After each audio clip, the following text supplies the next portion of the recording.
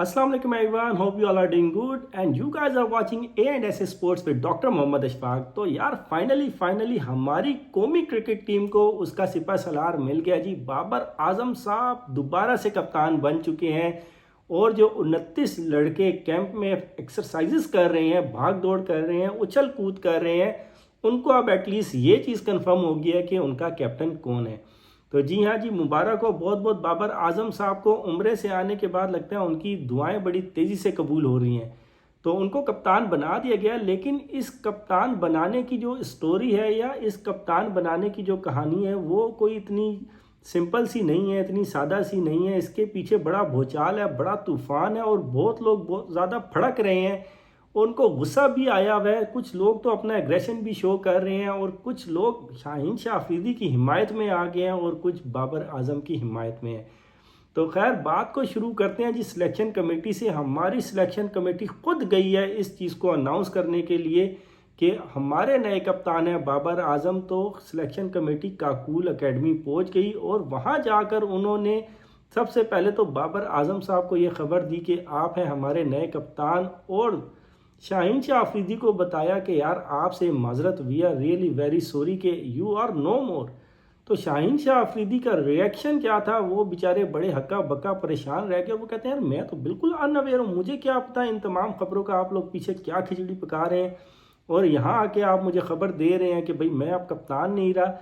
शाहीन शाह अफरीदी ने नाराज़गी का इजहार किया और वाकई उनकी नाराज़गी किसी हद तक जायज़ भी है, क्योंकि जो वजूहात उनको मिली हैं कप्तानी से हटाने की वो बहुत ही नॉन सीरियस और नॉनसेंस हैं जी। बिल्कुल नॉनसेंस वजूहात की बिना पर शाहीन शाह अफरीदी को जो है कैप्टनसी से हटा दिया गया। उन किसी के अंदर ये मजाल नहीं थी कि यार उनको बताएं आपने जो PSL में अपनी टीम का हाल किया है और न्यूजीलैंड की सीरीज़ में जो टीम का हाल किया था उन बेसिस पर आपको हटाया गया है।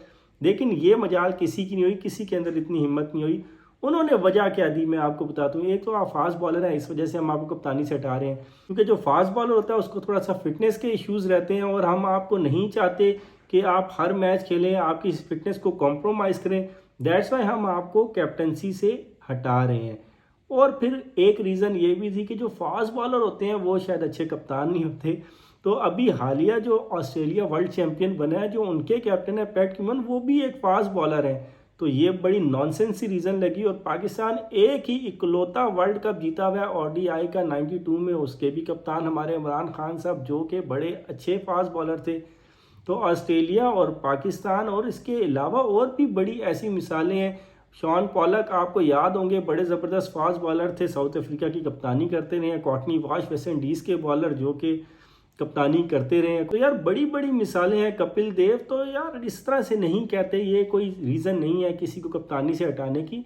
भाई थोड़ा सा आप एथिकल बेसिस पे बात करें कि ये कोई रीज़न है देने वाली किसी को। यार ये आपकी, मैं अब आपको क्या कहूँ कि ये आपका प्रोफेशनलिज्म है कि एक कैप्टन को आप हटा रहे हैं उसके ओहदे से, और रीज़न आप क्या दे रहे हैं कि फास्ट बॉलर को हम कप्तान नहीं रखना चाहते। तो फिर पहले बनाया क्यों था? और अगर यही बात है तो लाहौर कलंदर्स को 2 सीज़न जिताने वाला भी तो यही फास्ट बॉलर है और 2 ही दफ़ा PSL के चैंपियन बना है लाहौर कलंदर।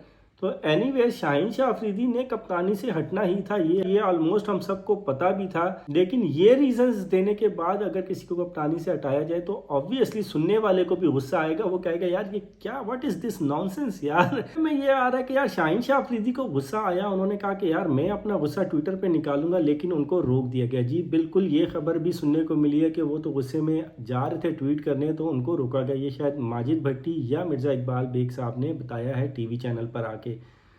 तो खैर अभी आ जाते हैं जी बाबर आजम की तरफ। बाबर आजम को जब कप्तानी दी गई तो उन्होंने कहा कि यार मेरी 2 शर्तें हैं, वो शर्तें भी शायद आप सबको पता ही होंगी, लेकिन मैं एक दफ़ा फिर रिवाइज़ कर देता हूँ। एक तो उन्होंने कहा कि उन्हें 2027 तक कप्तान रखा जाए, और दूसरी रीज़न उनकी ये थी या शर्त उनकी ये थी कि यार मुझे तीनों फॉर्मेट का कैप्टन बनाया जाए। तो इन दोनों शराइत को भी पूरे तरीके से तो नहीं माना गया, लेकिन वर्ल्ड कप तक तो वो कैप्टन रहेंगे।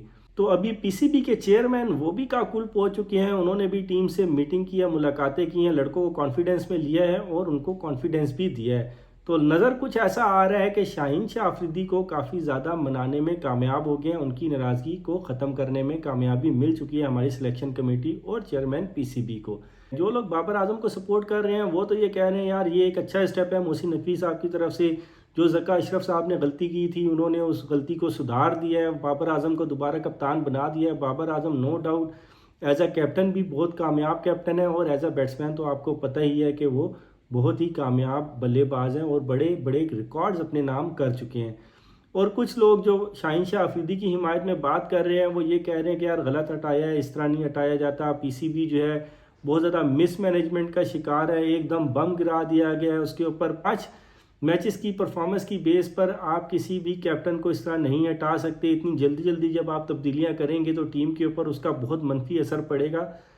तो खैर इस तरह से अभी मिला जुला रुझान चल रहा है। तो यहाँ पर मैं आपको एक छोटे सी पॉइंट की बात बताता हूँ, और वो ये है कि जो रिजवान और मोहसिन नकवी साहब की छोटी सी नोक झोंक हुई थी, शायद आपको याद हो फाइनल वाले दिन जब रनर्स अप का चेक लेने आए थे मोहम्मद रिजवान, तो मोहसिन नकवी और उनके बीच में जो थोड़ा सा मकालमा हुआ था उसमें रिजवान बहुत नाखुश नज़र आ रहे थे और उन्होंने चेक लेके फेंक दिया था मोहसिन नकवी साहब से। उससे पहले तक रिजवान बहुत ज़्यादा कंसिडर किए जा रहे थे कप्तानी के लिए, लेकिन अभी इस मामले को देखें तो दूध में से मक्खी की तरह निकाल कर फेंक दिया गया है मोहम्मद रिजवान को कप्तानी की दौड़ से। जी बिल्कुल, मेरी नज़र में जो सबसे स्ट्रॉन्ग कंटेंडर थे इस कैप्टनसी के वो थे रिजवान और शादाब खान, क्योंकि शाहीन शाह अफरीदी को तो साफ नज़र आ रहा था कि कैप्टनसी नहीं मिलेगी आगे आने वाली सीरीज़ और वर्ल्ड कप में। तो जो 2 कप्तान थे वो थे मेरी नज़र में रिजवान और शादाब। तो शादाब तो खैर साइड पर हो गए, लेकिन रिजवान को हटाना, इस तरह दूध में से मक्खी की तरह निकालना मेरे लिए बहुत ज़्यादा शॉकिंग है। तो मेरी तरह और भी बहुत से लोग होंगे जो सोच रहे थे कि रिजवान को कैप्टनसी दी जाएगी, तो वो भी बड़े मायूस हुए होंगे। मेरी नज़र में बाबर आजम को एज अ प्लेयर खेलना चाहिए था और बड़े बड़े रिकॉर्ड्स बनाने चाहिए थे, क्योंकि जब बाबर आजम को कैप्टनसी से हटाया गया था तो उसके ऊपर भी बहुत सख्त इल्ज़ाम थे, लाइक कि वो दोस्तों को खिलाते हैं और वो दोस्तियां चलाते हैं और टीम की उनको फ़िक्र नहीं है, वो सिर्फ अपने रिकॉर्ड के लिए खेलते हैं। तो इस तरह के इल्ज़ाम उनके ऊपर भी लगाए गए थे। तो यहाँ पर पाकिस्तान की क़यादत बिल्कुल फ्रेश हैंड में देनी चाहिए थी पीसीबी को और हमारी सिलेक्शन कमेटी को, तो ऐसा ना हो सका। ऐसा क्यों नहीं हुआ, वो पीएसएल के फाइनल ने सारी कहानी आप लोगों को बता दी। अच्छा जी, एक और जो आखिरी बात आपसे करने जा रहा हूँ वो ये कि बाबर आजम साहब तो बन गए कप्तान, तो अब तेरा क्या होगा कालिया। मतलब कहने का ये है कि आमिर और इमाद का क्या होगा, जो कि बाबर आजम को बहुत बुरा भला कहते रहे हैं अपने टॉक शोज़ में। तो खैर बाबर आजम को उनके फादर ने एडवाइस किया कि यार वो आपके सीनियर हैं, आपने उनकी इज़्ज़त करनी है, जो होना था हो गया, मट्टी पाओ उससे। तो खैर ये थी आज की चटपटी थोड़ी सी खबरें जो कि कैप्टनसी से रिलेटेड थी। अभी हमारी न्यूजीलैंड वर्सेस पाकिस्तान की सीरीज़ 18 तारीख से स्टार्ट होने वाली है। टीम अभी तक अनाउंस नहीं हुई, तो देखें कब होती है। हो सकता है कि 8 अप्रैल के बाद ही हो या 8 अप्रैल से पहले पहले कुछ भी सरप्राइज़ हो सकता है।